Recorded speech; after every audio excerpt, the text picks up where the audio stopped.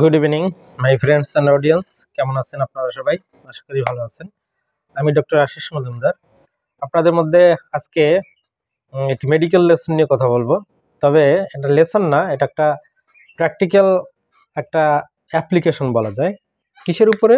একটা পেশেন্টের উপরে একটা মেডিসিনের অ্যাপ্লিকেশন। তো আপনারা জানেন হোমিওপ্যাথি ডাক্তারদের জন্য সবথেকে বড় একটা চ্যালেঞ্জ কি? নিজের পরিবারের লোকজনকে সঠিকভাবে হোমিও চিকিৎসা দেওয়া। এবং এটা করতে গিয়ে আমরা অনেক ভুল করি। আমরা সঠিকভাবে রোগীর মেন্টাল স্টেট খুঁজে পাই না এবং যে রোগী সেও দিতে চায় না। তো আমরা ডাক্তারবাবুরা যদি একটু যদি ক্যালিবার হই বা একটু যদি মেধা খাটাই, তাহলে এটা কিন্তু সম্ভব। সেরকম একটা কেস নিয়ে কথা বলবো, আমার নিজের পরিবারের কথা। তো আপনারা জানেন এই নিয়ে আমরা যারা আছি এসএসএমটিতে ক্লাস করি, তো সেখানে বারবার বলা হয় যে দুটো জিনিস। একটা হচ্ছে যত রোগ আছে তার মধ্যে সবথেকে কাশি ভালো করা একটা বড় চ্যালেঞ্জ যে কোনো ডাক্তারের জন্য। আর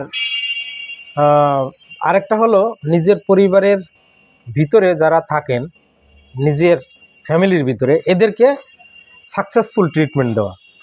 তো আমি সেই কথাই বলবো, আজকে একটা বিষয় শেয়ার করব। সেটা হলো আমার ওয়াইফ, সে কাশিতে ভুগছে প্রায় 1 সপ্তাহ যাবে। তো আমিও কিছু বলি না, সেও কিছু বলে না। তো দেখা গেল এখন সে যদি কিছু না বলে, আমি তাকে কিভাবে ওষুধ দিব? মেডিসিনটা কিভাবে সিলেক্ট হবে? তার তো একটা চাওয়া পাওয়া থাকতে হবে। আমার কাশি হচ্ছে, আমাকে একটু ওষুধ দাও, কতদিন ধরে কাশি হচ্ছে, তুমি দেখো না, এটা সেটা কিচ্ছু বলে না। তো ভাবলাম নিজেরই খারাপ লাগছে এখন, যে কি ব্যাপার, কাশতে কাশতে রাত্রে ঘুমাতে পারে না, বমি করে, তো এর তো একটা কিছু করা দরকার। তো তারপরেও আমি বিভিন্নভাবে তার মেন্টাল স্টেট খুঁজে পাওয়ার চেষ্টা করলাম। পাশে গিয়ে অনেকক্ষণ সময় দিই, বসি, কথা বলি, বা রান্নাঘরে গিয়ে সে যখন রান্না করে পাশে গিয়ে দাঁড়াই, দেখি সে কিছু বলে কিনা।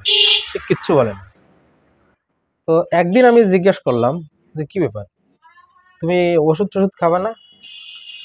সে বলছে 1 সপ্তাহ হয়ে গেছে কাশি, এখনো একটু ওষুধ খেতে পারলাম না।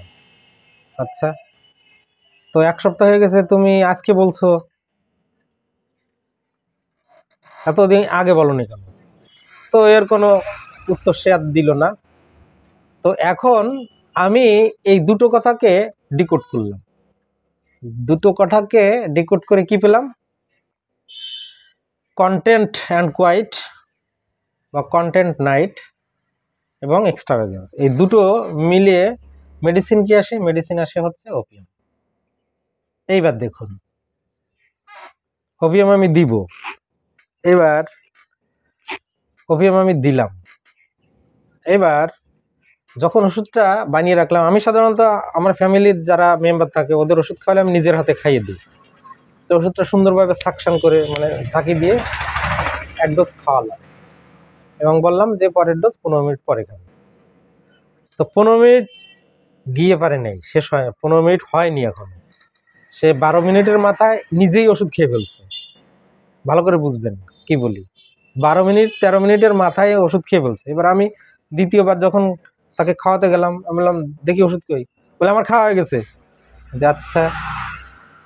এবার তৃতীয় ডোজ ওই সেই একই কেস,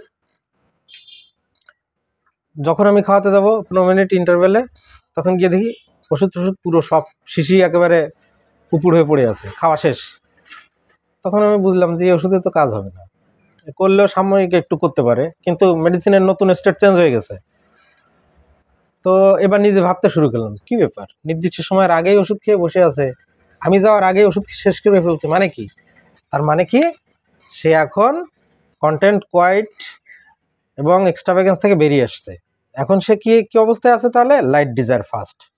তো আমাদের গুরুর বানানোর একটা রুব্রিক আছে, লাইট ডিজায়ার ফার্স্টে মেডিসিন একটা কি, সেটা আর্সেনিক অ্যালবাম। পরের দিন আর্সেনিক অ্যালবাম দিলাম, 15 মিনিট পর 3টা ডোজ, একেবারে কাশি খতম। তো খতম, এখন সে পুরোপুরি সুস্থ। তো সুন্দর একটা মজার টিপস শেয়ার করলাম যে কিভাবে একটা মেন্টাল স্টেট অ্যাকিউট ডিজিজের ক্ষেত্রে যে কোনো সময় সুইচ করতে পারে আরেকটা মোডে। তো সেই বিষয়টা আজকে শেয়ার করলাম।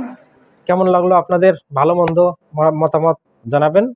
আর যারা হোমিওপ্যাথি ডাক্তার ওদেরকে আমি বলবো যে হোমিওপ্যাথিকে আর একটু ভালো করে স্টাডি করুন, রেপার্টারাইজেশন করতে শিখুন, তাহলে আপনার সাকসেস রেট মানে দ্বিগুণ 10 গুণ বেড়ে যাবে। তো আজকাল তো মানুষ শুধু বইয়ের পাতা পড়ে পড়ে পড়ে পড়ে প্র্যাকটিস করে, আসলে এগুলো দিয়ে আপনি ইমার্জেন্সি কেসে আপনি রোগ সারাতে পারবেন না।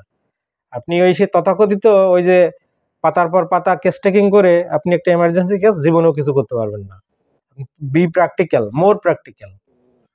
আপনি আরো প্র্যাকটিক্যাল হন, আরো স্টাডি করুন, সায়েন্টিফিক ভাবে আপনি হোমিওপ্যাথিকে আবিষ্কার করুন, হ্যাঁ, এবং কুসংস্কারাচ্ছন্ন যে চিন্তা ভাবনা, মন মানসিকতা, সেটা চেঞ্জ করুন।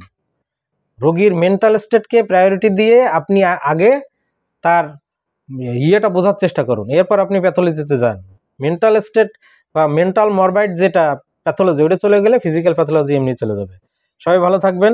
ক্লাস কেমন লাগলো অবশ্যই কমেন্ট করে জানাবেন। আজকের মতো এখানেই শেষ করছি। নমস্কার।